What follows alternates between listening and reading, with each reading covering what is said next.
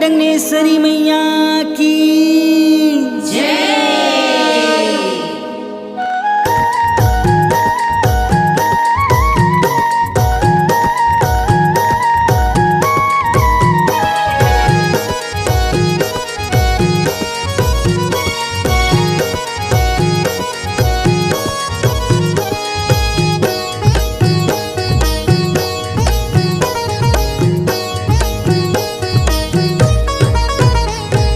जय हो मैया डंगनेश्वरी मैया मोर मैया, जय हो मैया डंगनेश्वरी मैया।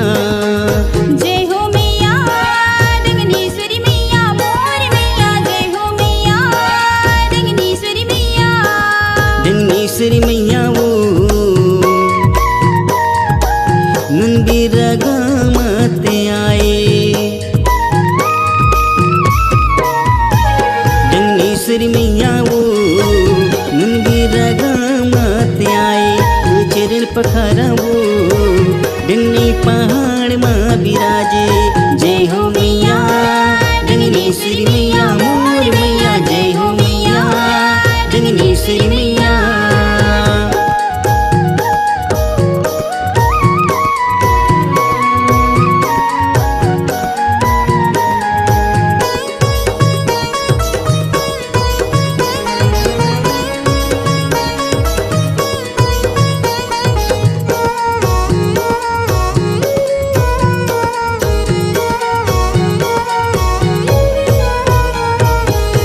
गांव के बीच में दाई तहर आए वो, दुर्गा काली बन के डंगनेश्वरी कहाए वो।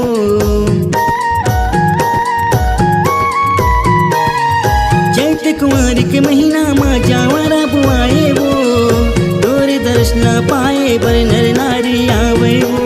नर नारी आवे वो, नर नारी आवे वो। तू चरण पखारा वो नंबीरगा माते आए। गुरु भक्ति गावा वो डंगनी पहाड़ माँ बिराजे।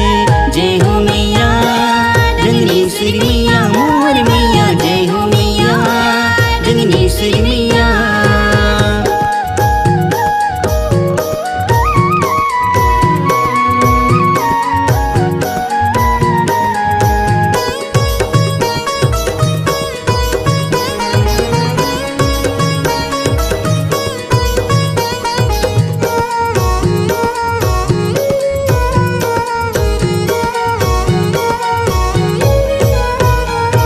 रति बाबा आती लसजावे फूल सजावे वो, भीम काका घंटी ल बजावे आरती गावे वो।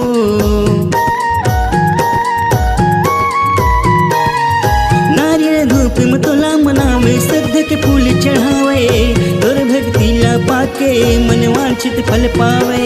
मनवांछित फल पावे, मनवांछित फल पावे। तोर महिमा गावा वो नंबीरगा माते आए। तो चरण पखारा वो